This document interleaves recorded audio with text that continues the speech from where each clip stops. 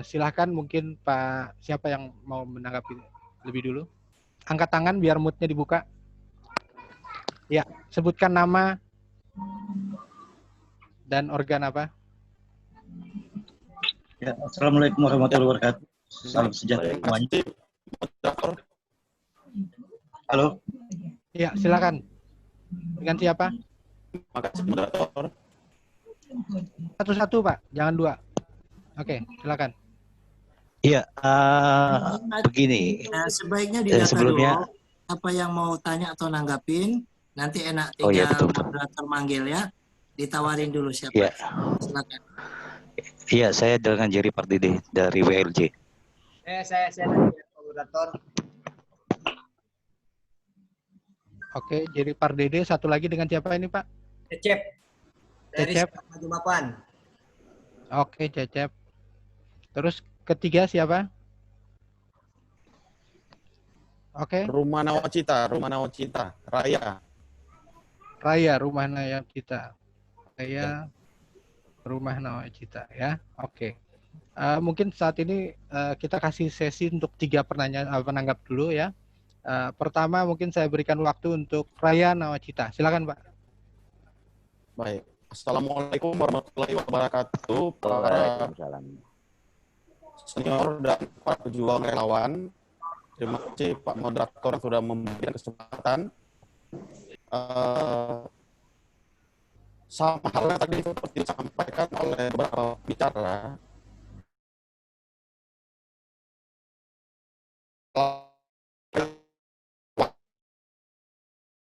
Ya, tempel ya. Halo Pak, suaranya belum jelas. Oleh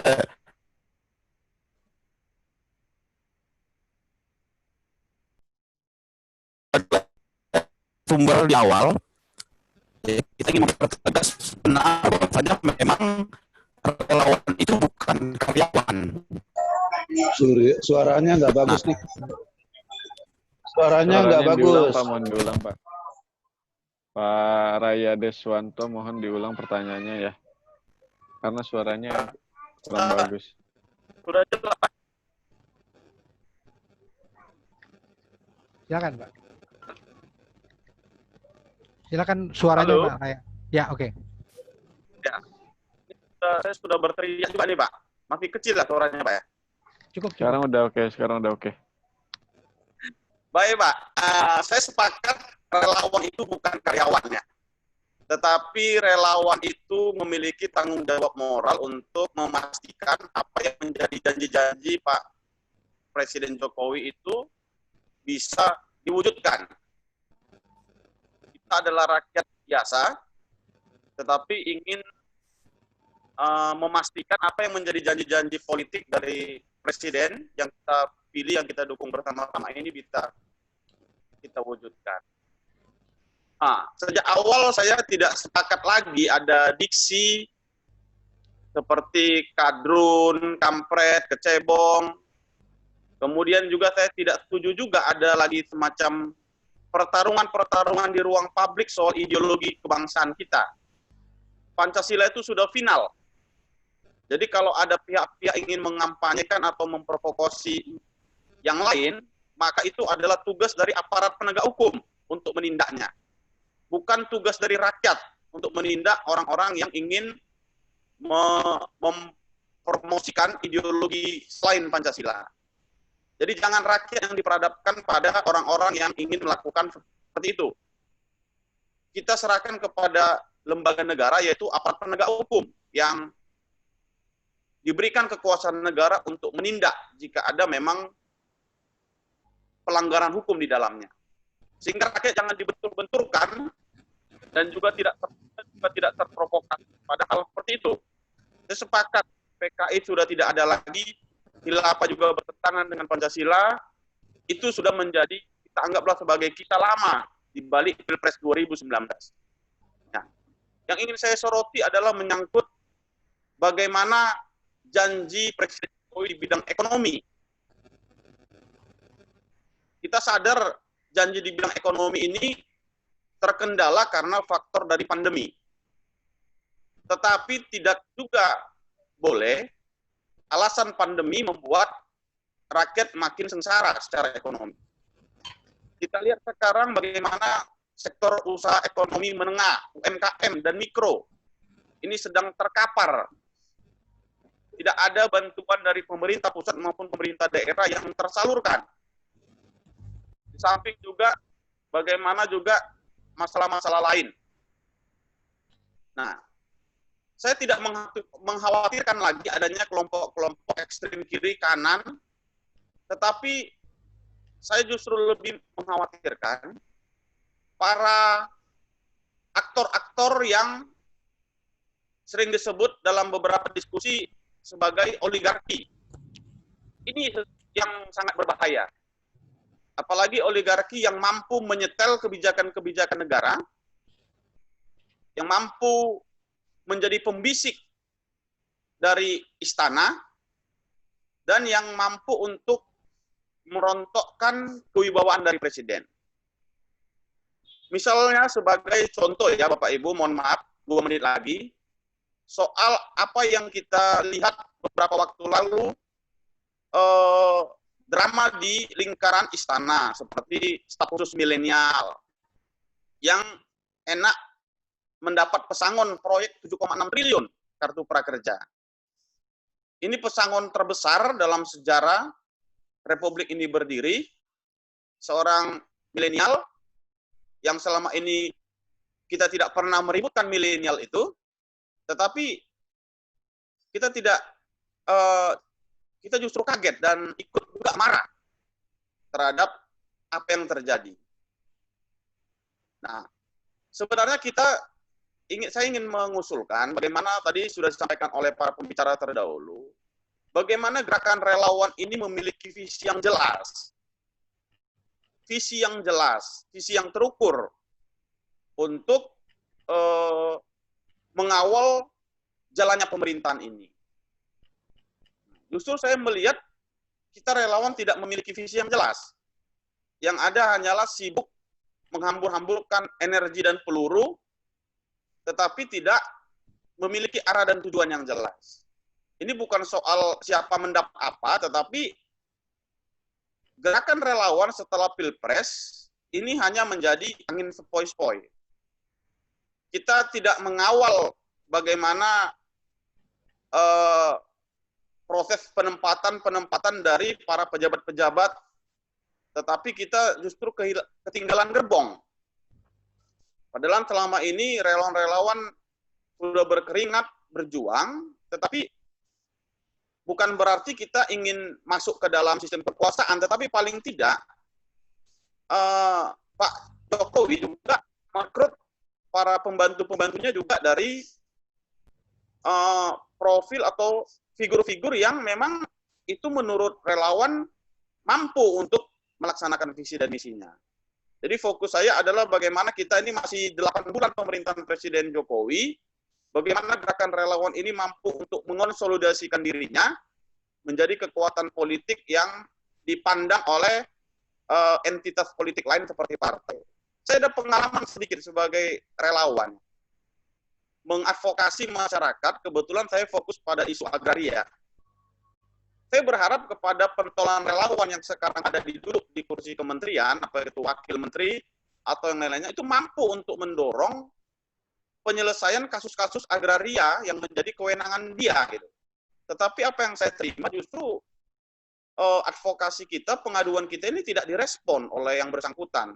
Padahal kita tahu dia adalah juga bagian dari relawan. Nah, hal seperti ini saya menitipkan pesan agar para relawan yang direkrut oleh Pak Jokowi dalam pemerintahan ini tidak melupakan dirinya sebagai seorang relawan. Tapi justru dengan pengalaman dia di akar rumput, mampu untuk merespon setiap permasalahan-permasalahan rakyat yang disampaikan oleh kolega-kolega relawan. Terima kasih, moderator. Mohon maaf kalau ada kata-kata saya yang salah. Merdeka. Merdeka. Iya. Pak Raya ini menanyakan mengenai janji Jokowi. Terus kedua, penempatan dari para aparat yang diangkat oleh Jokowi untuk membantunya, baik itu kaum milenial dan pembisik oligarki harusnya segera disingkirkan. Siapa dari para pembicara yang mau menjawab terlebih dahulu? Mas Hikmat, langsung ke Ya. penanya yang lainnya aja. Ya.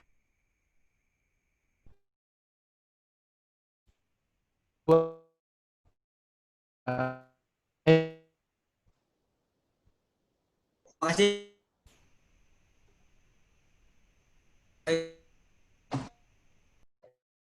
Halo. Halo.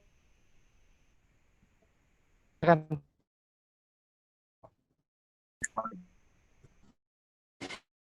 Moderator putih atau apapun itu udah nggak usah dibahas lagi, dan saya sepakat dengan penanya yang pertama. Mungkin pertanyaan saya itu dua, tolong lebih spesifik. Relawan ini menjadi satu komando, itu saja, karena relawan selama ini masih bercerai-berai, tidak ada satupun. Kemarin kita berharap projo, ternyata projo seperti itu tidak bisa, ada ARJ seperti itu.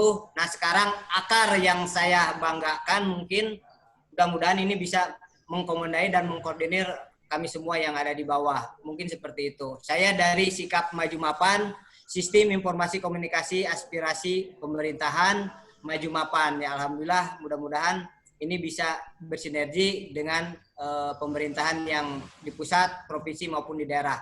Mungkin pertanyaan saya dua tadi mohon dijawab bagi para narasumber. Mudah-mudahan ini menjadi poin intinya pertanyaannya apa, Pak Cecep? Pertanyaannya, apakah relawan Jokowi perlu mempertanyakan lagi Pancasila? Oke, satu poin. Dua, siapa yang akan mengkomandoi atau mengkoordinir relawan yang ada di daerah? Itu saja. Karena terima kasih. Itu. Wassalamualaikum warahmatullahi wabarakatuh. Oke, satu lagi penanya.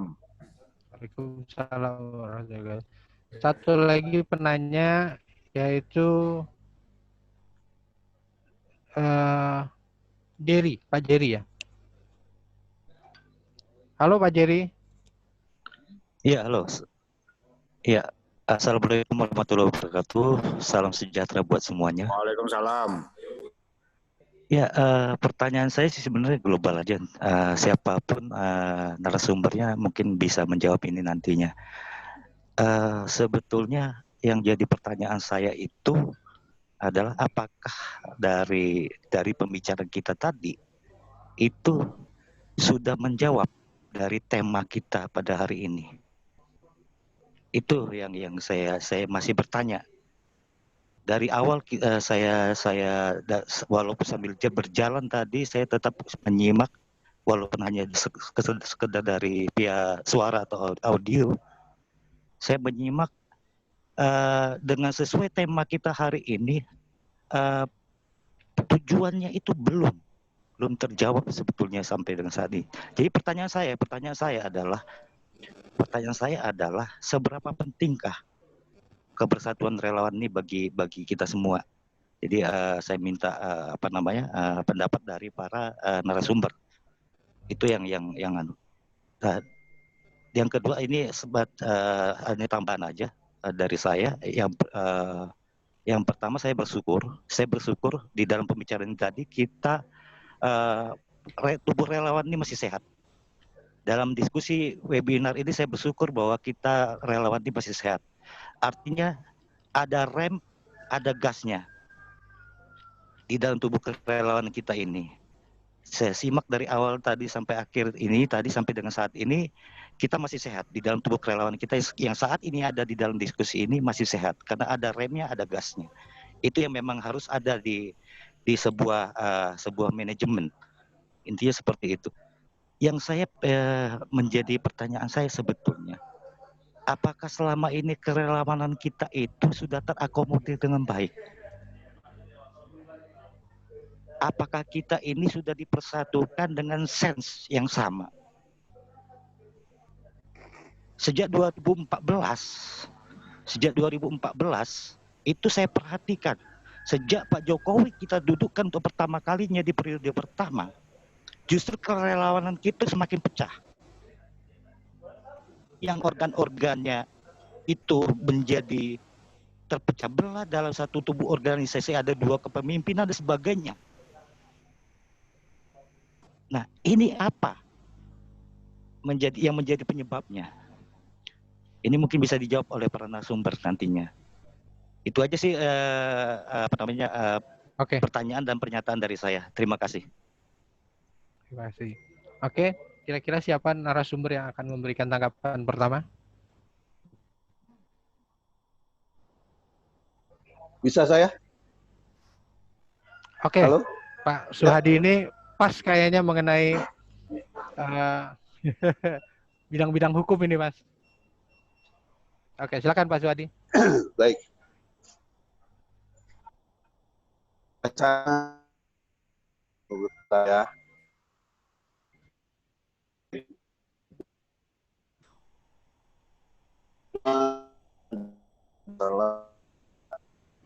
nggak sebagainya itu bagus. Karena kenapa? Embrio yang kita mau lahirkan di sini adalah bagaimana negara ini dalam keadaan stabil. Karena jujur ya, kalau kita juga ikut-ikut panik, kita ikut-ikut gelisah, kita ikut-ikut pusing, ya kan? Ini nanti akan membawa nawacita juga yang nggak baik buat pemerintahan. Dan kemudian, tapi itu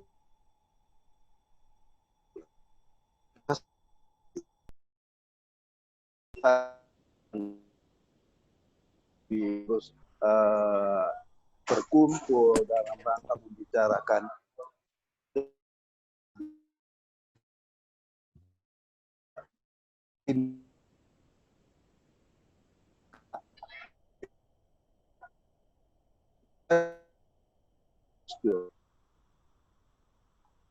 tidak percaya diri dengan pemerintahan yang sekarang. Bukan. Tapi kita tetap harus ada suatu kewaspadaan yang memang itu bersinergi juga jalannya roda pemerintahan ini. Gitu. Kalau ini bersinergi, kalau ini menjadi suatu kekuatan, ya kekhawatiran juga memang penting. Juga kita harus percaya kepada pemerintah yang dalam menjalankan tugas ini menjadi roda yang baik. Itu juga harus menjadi perjalanan yang sinergi, gitu. Dikatakan bahwa sangat sulit untuk menjatuhkan seorang Jokowi, karena untuk menjatuhkan itu perlu suatu mekanisme hukum yang tatanannya itu harus teruji. Kalau tidak, nggak akan pernah bisa. Ya. Dan saya katakan, orang-orang yang tidak suka dan ingin menjatuhkan dalam konteks-konteks yang tidak berdasarkan hukum, ini kan suatu perbuatan melawan hukum. Harusnya kita sebagai relawan ini nggak perlu bergerak. Begitu ada gerakan yang seperti itu, aparat penegak hukum itu harus bertindak. Siapa pelakunya, apa motifnya, ya siapa dalangnya, ya. Karena kalau kita lihat kan setiap demo itu pasti ada uang, ada nasi bungkus dan lain sebagainya. Pasti di balik itu ada kepentingan orang-orang tertentu.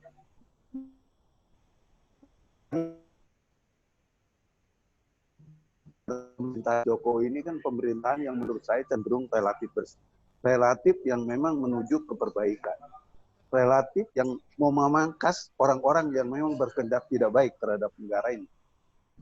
Ya tentunya ada perlawanan dong, karena selama ini orang-orang itu menikmati roda pemerintahan itu yang memang setengah benar, setengah enggak, setengah korupsi dan setengah memberantas korupsi.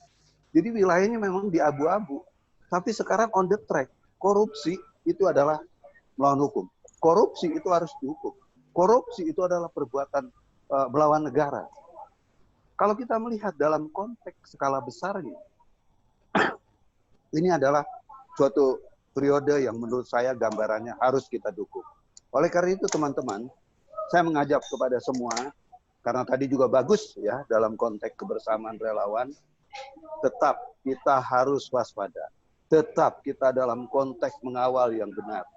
Tapi kalau seandainya mengawal yang berlebihan juga susah. Tadi ada penanya, menurut saya cukup menarik. Kita kurang mengawalnya. Kayaknya susah. relawan untuk mengawal dalam konteks yang lebih maju daripada yang sekarang ini, itu nggak mungkin bisa.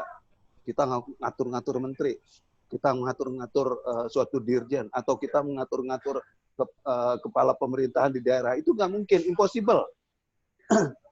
Yang benar, kita setiap ada persoalan-persoalan yang memang itu nantinya tidak berpihak kepada kepentingan negara, kita ingatkan Presiden dong. Pak Presiden, yang idealnya harus begini, rakyat tuh harus begini, dan lain sebagainya. Presiden, ini ada kelaparan, ini ada perlu bantuan, dan lain sebagainya. Itu adalah peran-peran relawan. Tidak bisa lebih daripada itu. Karena kita di luar pemerintahan. Tapi kita bagian daripada pemerintahan itu sendiri. Terima kasih. Ya. Terima kasih banyak Pak Suhadi. Mungkin ada pembicara lain yang siap. Silakan Mas.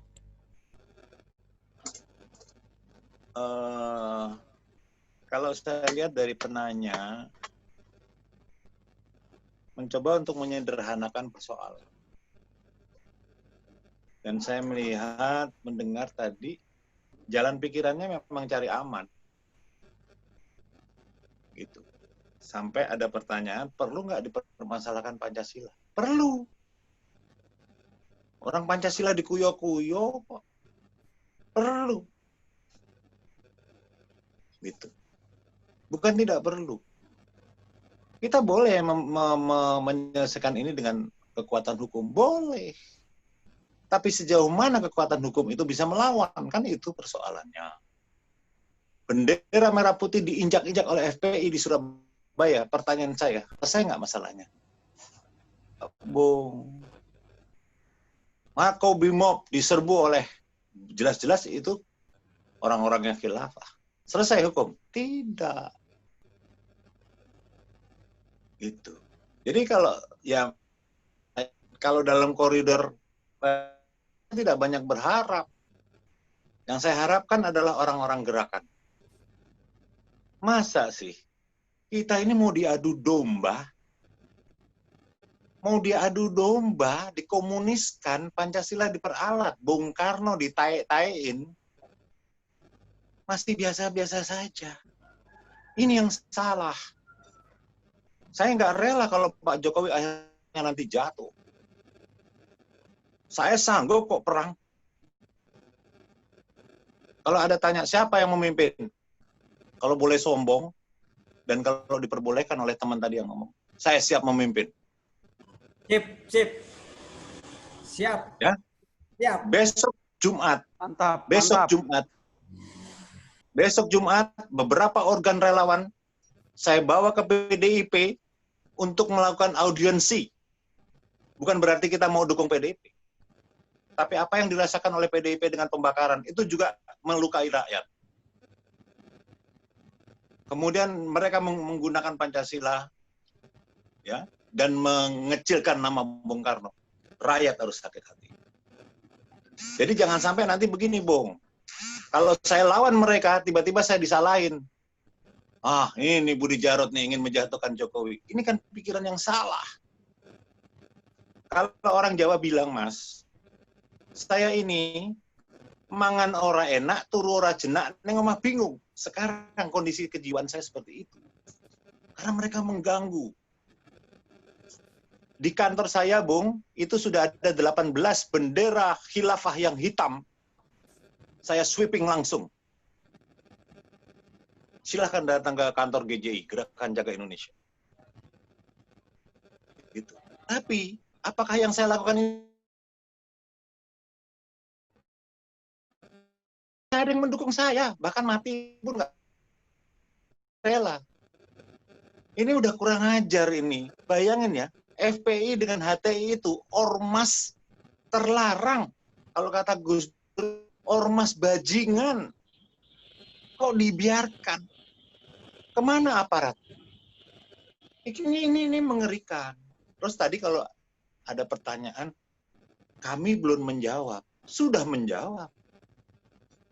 Kan pertanyaannya, relawan bersatu, waspadai kondisi sekarang.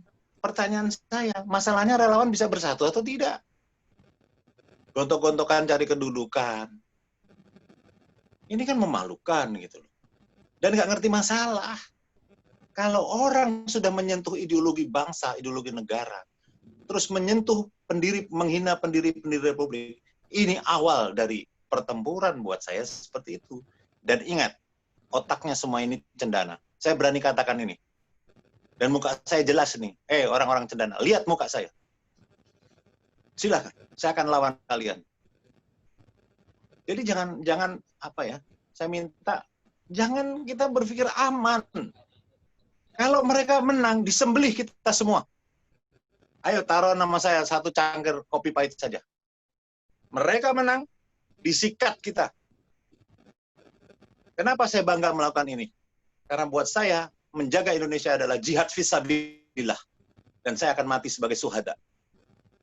Makanya saya ajak teman-teman. Kalau besok pertemuan saya dengan PDIP, itu bisa menggelembungkan kekuatan menjadi besar, saya akan ngelawan mereka. Saya akan lawan bangsanya Rizik, apa namanya itu, orang-orang bajingan yang menggunakan nama ulama. Pesan saya, moderator, Bung Karno mendirikan negara ini bukan berdasarkan agama, tapi berdasarkan ketuhanan yang Maha Esa. Dan berazaskan sosialisme yang namanya humanity, kemanusiaan, yaitu adalah gotong royong. Jangan dibalik-balik. Ya. Azas humanity itu tidak akan melahirkan di negeri ini yang namanya komunis dan PKI. Percaya sama saya. Nggak mungkin komunis bisa hidup di negara Pancasila. Siapa yang berani mengatakan itu bisa hidup, berarti dia pengkhianat terhadap Pancasila. Begitu saja, Bung ya. Sorry kalau omongan saya nggak begini. Itu. Ya. Soalnya kalau berhadapan dengan belatung putih ini, udah sinting aja saya bawaannya. Merdeka. Merdeka. Terima kasih banyak Mas Budi. Puas. Oke, terima kasih banyak Mas Budi. Mungkin Ya, selanjutnya sama-sama.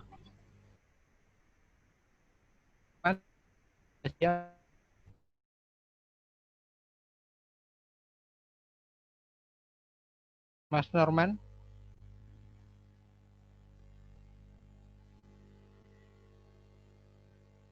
Atau yang lain dulu.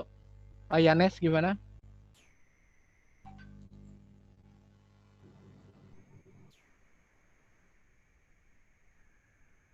Halo.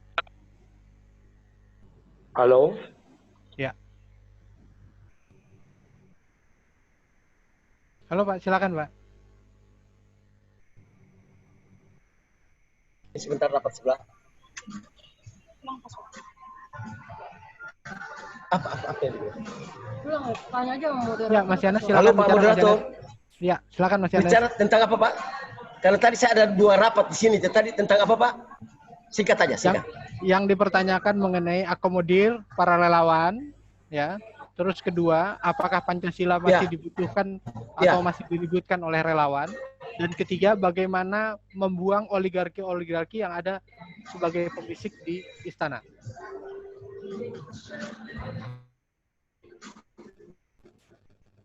Baik. Oke. Yang pertama saya jawab adalah bahwa mengakomodir relawan adalah utama. Mengapa utama? Karena tanggal 1 Oktober saya dan Pak Kanjeng, yang di istana, Pak Jokowi itu katakan begini. Beliau punya ada di relawan. Itu akomodir relawan harus.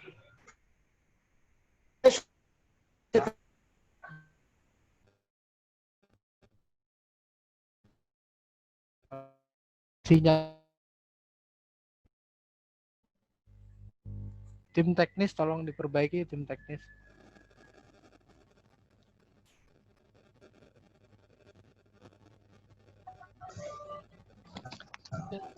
Ya, halo, lanjut Pak. Maaf, ini ada sedikit sinyal yang bagus di sini.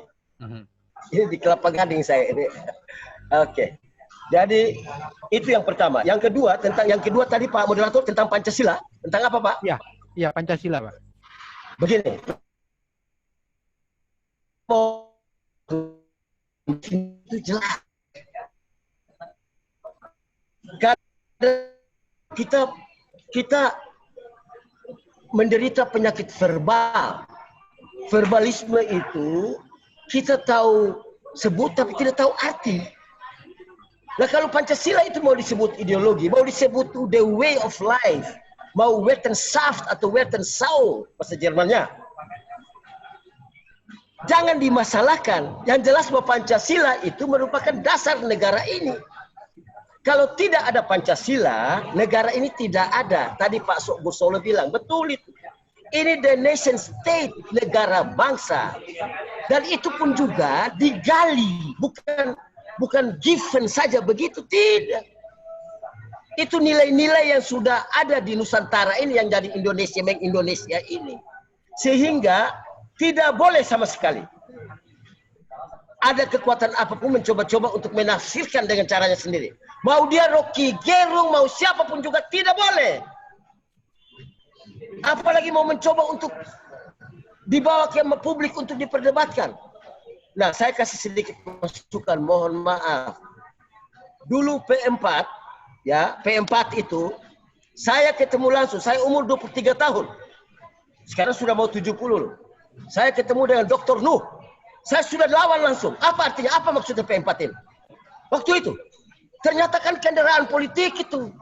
Untuk melanggengkan. Nah ini yang barangkali pihak sebelah mempolitisir. Mempolitisir gaya ini. Takut seakan-akan pemerintahan Jokowi ini memanfaatkan Pancasila ini sebagai alat untuk menggebuk yang lain. Itu politik. Bicara politik lain lagi. Jadi yang paling penting jawaban saya adalah begini. Pancasila tidak usah diutak-atik. The 5 principle of Indonesia itu jangan diutak-atik. Sudah final. Saya pikir tidak terlalu bodoh PDIP bicara Ekasila, Trisila, dan lain-lain. Tidak. Ini sudah dipolitisir sedemikian rupa. Sehingga muncul seakan-akan mereka yang benar. Membenarkan apa? Itu tadi yang pembahasan yang awal itu. Ini politik, ini bahaya. Jadi, betul, harus tegas. Tidak boleh tidak tegas. Kalau memang mereka bersalah itu tangkap saja. Aparat ada di mana? Di dalam keadaan darurat ini dibutuhkan tindakan tegas bersifat law enforcement. Yang ketiga tadi Pak, Pak, mohon maaf Pak Moderator. Oligarki. Oligarki di lingkungan istana. Yang ketiga saya, ya Pak. Oligarki Oke, di lingkungan. jadi begini. Mohon maaf. Baik, mohon maaf ya. Yang pertama saya mau katakan, di istana ada 3. Ada 3 setara kementerian. Ada kementerian Mensesnek, negara. Ada kementerian langsung kabinet, sekap. Ada KSP. KSP itu ibarat the West Point. West Point di United States of America. Artinya apa? Harusnya all men is all president man. Ini apa yang terjadi di KSP? Saya tidak mau kritik siapapun juga. Tapi saya mau katakan, sudahkah orang KSP itu semua orang relawan tegak, maaf, orang yang bela Jokowi 100% tegak lurus? Belum. Oleh karena itu, KSP ke depan diharapkan harus dirombak. Ya, KSP ke depan itu diharapkan all men is all Presiden Jokowi man. Dan jika relawan itu Jokowi man, the man of Jokowi, dia harus juga diperhatikan.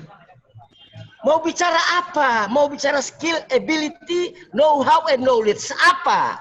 Relawan bukan bodoh. Jadi oligarki atau apapun juga di istana ini, hati-hati kalian di istana ini. Orang-orang dekat ini.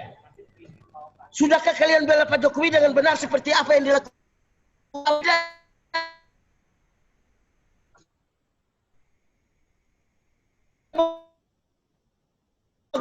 Adalah jika kalian bela Bapak Jokowi dengan benar, kalian sudah bela ini negara. Itu pemahaman saya. Setuju. Sudah bela dengan benar atau tidak? Setuju. Relawan ini pasti bela dengan benar. Boleh saya buktikan itu. Saya 8 tahun tidak pusing dengan jabatan apapun. Tidak perlu. Tetapi kalau jabatan itu akan diberikan sebagai amanah buat saya siap. Ini dada saya, siap. Siap untuk memberlakukan all men is the president man. West Point. Tidak bisa KSP itu satu orang pun juga bukan orang Jokowi dipecat. Tidak boleh. Karena apa? Hanya ada 3 di sana mengelola, monitoring, evaluasi deputi 1, 2, 3, 4, 5 kerjanya apa? Sudah melakukan kerjaan dengan baik, performance appraisal dia mana? Performance appraisal atau key performance indicatornya mana?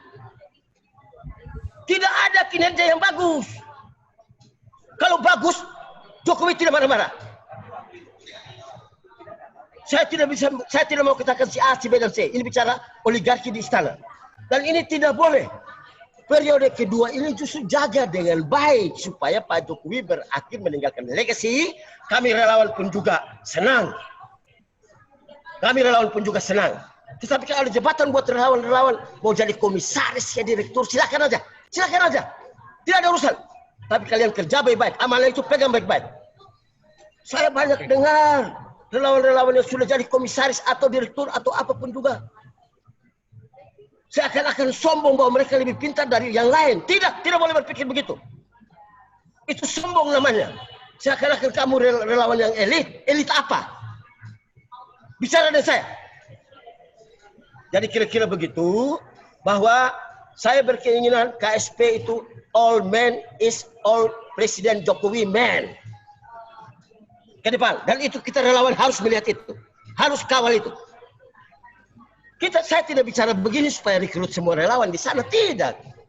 Siapa saja boleh asal memberlakukan prinsip itu. Jangan sampai di KSP itu tidak seperti yang saya katakan. Sehingga kinerjanya apa? Mau hitung cara kinerja pakai apa?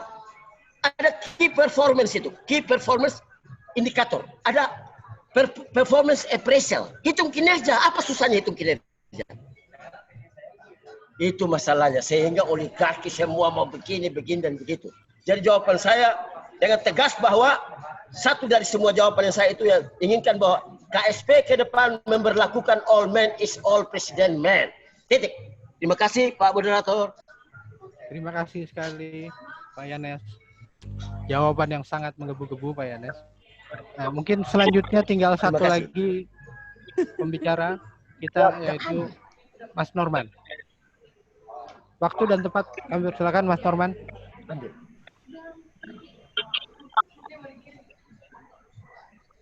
Kanjeng Norman. Moderator saya.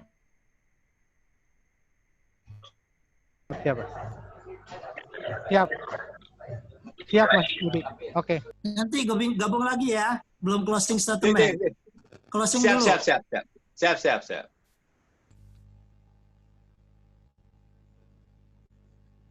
Ya, Mas Norman. Masih bersama?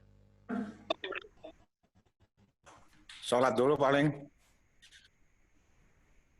Enggak, saya bukan.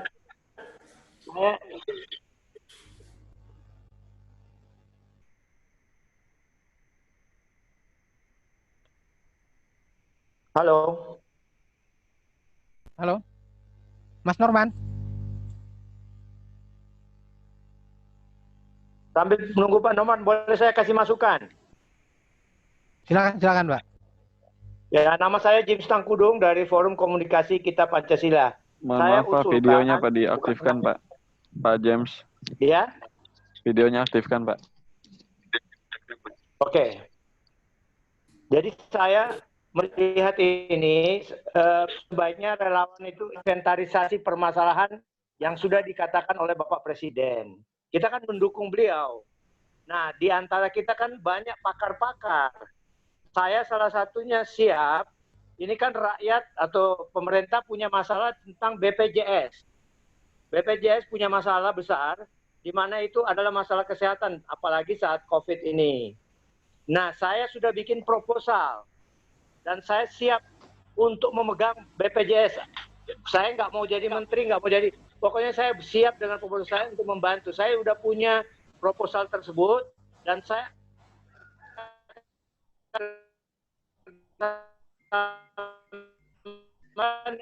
karena saya sekolahnya kesehatan, pendidikan itu zero, gratis. Nah, kenapa kita tidak melihat ke sana? Nah, saya siap dengan proposal saya dan kalau memang itu saya siap untuk bekerja dalam pemerintahan dalam soal BPJS.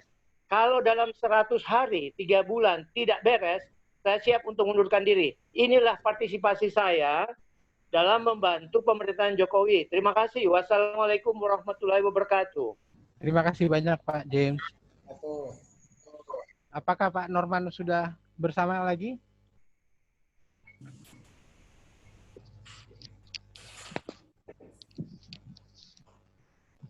Masih belum ya Pak Norman? Di mute Pak Kanjeng. Ini ada break nggak, Bang? Ada break nggak, Bang? Langsung saja Pak, karena waktunya sudah mepet nih, 14.48, sebentar lagi habis.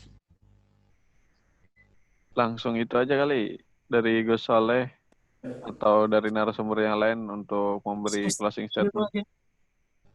Baru penutup. Closing statement yang ada siapa? Closing statement narasumber yang ada. Boleh saya ngasih pendapat sedikit, teman-teman? Ya, silakan. Silakan. Nggak taat aturan nih, moderator ikut berbicara. Silakan Pak, silakan. Izin. Jadi pertama yang saya lihat dari Pak Raya ya, belum mendapat jawaban mengenai janji Pak Jokowi ya Pak Raya. Jadi memang janji Jokowi ini terhambat, ya, Pak, ya, ada beberapa yang menjadi hambatan. Saya rasa bukan dilupakan, tapi memang dalam bekerja itu perlu skala prioritas. Nah ini yang harus kita apresiasikan juga, karena kondisi kita saat ini dengan COVID perlu lebih serius menghadapi kendala ini. Nah, tapi saya sebenarnya cukup menarik mengenai pembicaraan kita terhadap kedaulatan pangan.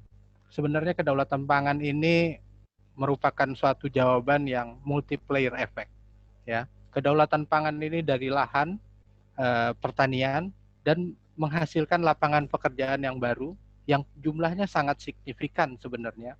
Apalagi dengan kondisi COVID ini, banyak pedagang asongan, pokoknya yang bekerja dengan penghasilan hari per hari, ini bisa teratasi dengan pengelolaan, intensifikasi dan ekstensifikasi yang harusnya dilakukan oleh tim COVID ini sebagai terobosan untuk menyelesaikan permasalahan-permasalahan yang ada. Nah ini memang harusnya dari tim Kementerian Pertanian ini harus lebih melihat apakah ini bisa dijalankan. Saya lihat UMKM ini hanya berpatokan kepada pasca produksi. Harusnya juga kepada bidang produksinya itu sendiri. Apalagi tadi ada tanggapan kemungkinan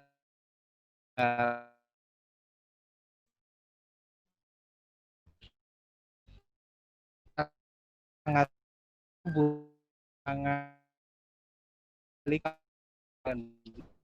nah, paling tidak kita punya satu jargon yang baik ketika pangan kita berdaulat. Ketika pangan berdaulat, apapun tidak bisa mengganggu kita. Dan ketika pangan berdaulat, artinya ketahanan nasional sudah terrealisasi. Nah, ini yang poin paling penting. Dan artinya ancaman-ancaman seperti tadi yang dilakukan oleh menurut Mas Budi Jarot adalah dari kelompok Orba, ya, atau oligarki yang terganggu korupsinya atau menggarung hak-hak rakyat, ini bisa terselesaikan, ya. Nah, mungkin juga BPJS memang kalau kita lihat misalnya pembukaan Undang-Undang Dasar 45, kesehatan, pendidikan, kesejahteraan itu adalah menjadi tanggung jawab sebuah negara, ya. Tentunya dari segi ini adalah pemerintah, ya. Jam berapa ini ya? Selamat datang Pak Norman. Itu Pak Norman udah gabung ya. Mas Norman. Oke, terima kasih. Silakan Mas. Sekalian closing statement aja langsung Mas. Oke, Assalamualaikum warahmatullahi wabarakatuh. Waalaikumsalam warahmatullahi wabarakatuh. Iya, jadi begini, saudara-saudara. Kalau bicara tentang kondisi sekarang ini, ya kita sama-sama bergandengan tangan ya.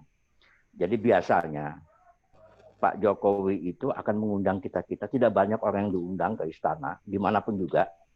Itu bisa dihitung pakai jaritannya sama si Anies, termasuk saya. Kalau ada masalah-masalah tentang kenegaraan, tentang kondisi bangsa. Biasa tuh kami itu diundang sama Bapak. Diundang ke istana atau diundang di salah satu hotel. Ya. Saya ingat tadi sama saya Pak Anies waktu kita diundang 1 Oktober.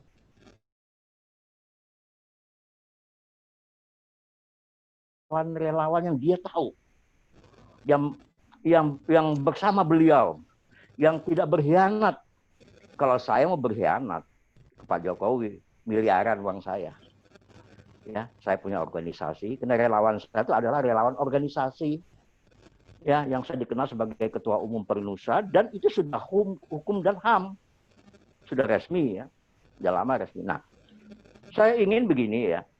Jadi tentang pilihan Pak Jokowi, apakah itu di kepolisian, di TNI, kita serahkan. Tugas kita, ini saya minta nih ya, tim relawan ini adalah mengkritisi kalau itu tidak benar. Demi penggunaan. Satu contoh misalnya, tentang penanganan pembakaran bendera PDIP di DPR RI. Ya, lalu disandingkan dengan bendera PKI. Seolah-olah kan PDIP kan PKI. Itu saya tegur, itu saya marah besar, itu bukan marahnya apa. Saya punya media.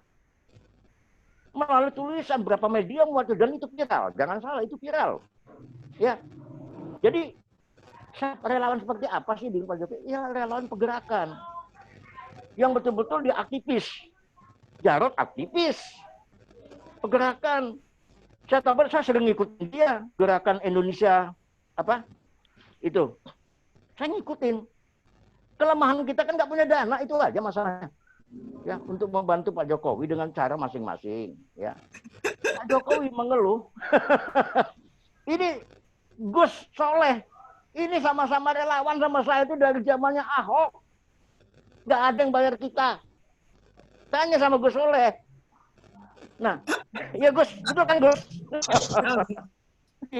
Jadi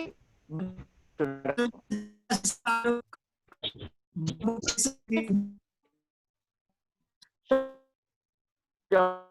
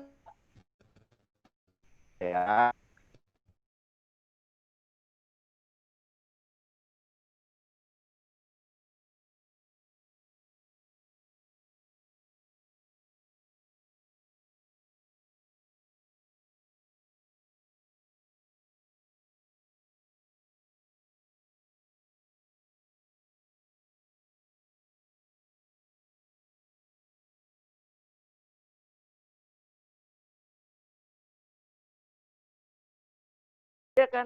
Kenapa? Itu sudah ada dananya semua. Nah, inilah yang dikatakan Pak Jokowi marah besar masalah gini-ginian, ya. Satu, kedua, apakah relawan masih mempertanyakan Pancasila? Loh, relawan harus tahu Pancasila dong. Kita ingin membangun masyarakat Pancasila, menuju masyarakat adil dan makmur berdasarkan Pancasila. Itu tujuan Pak Jokowi. Ya, itu maksud saya. Jadi kita harus kompak. Ya, jadi kalau bicara senior, mungkin di antara kalian di sana saya yang paling senior di sini. Anda boleh tanya ke istana. Makanya kalau saya ngomong apa saja di media, nabrak sini, ngantam sini, nggak ada masalah untuk saya. Karena mereka tahu saya kok. Ya. Satu, mungkin kelemahan saya bukan orang partai. Itu aja kelemahannya. Bukan orang partai. Saya aktivis. Saya bukan orang partai. Bukan orang yang senang kasak kusuk. Nggak mau saya kasak kusuk. Ya, tapi gerak langkah saya itu Pak Jokowi tahu persis. Mata-matanya banyak untuk saya tentang Pak Jokowi. Kenapa saya kenal semua tuh yang namanya orang terdekatnya di lingkungan Pak Jokowi tahu. Kita sering komunikasi. Nah, sepanjang kita dukung Pak Jokowi, ya sama-sama dengan cara kita masing-masing.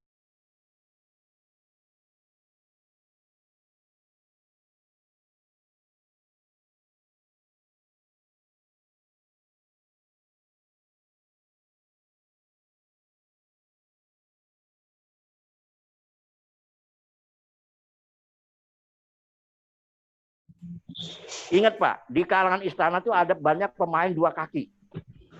Jauh-jauh hari Pak Jokowi sebelum mengangkat menterinya, itu sudah kita beritahu duluan. Ya, ternyata kan kenyataannya terjadi. Anies saksinya tuh.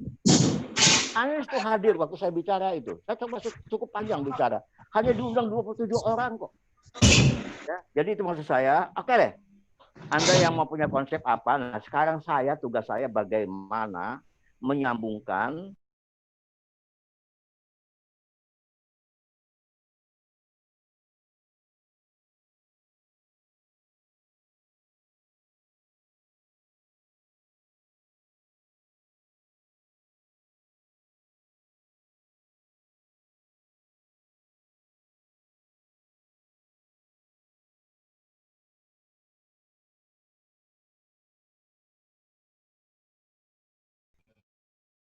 terkendala birokrasi, tidak punya terobosan. Ya, apa yang Anda katakan itu semua Pak Jokowi sudah tahu. Ingatlah, yang akan datang ini mungkin Pak Jokowi akan berubah. Pak Jokowi akan mencari petarung-petarung. Dia ini selamat dong. 4 tahun ke depan supaya sukses, dia harus orang-orang yang mau kerja, orang-orang yang mau siang malam nggak mikirin dirinya. Nah itu dari saya sementara statement saya. Ayo kita menyatu.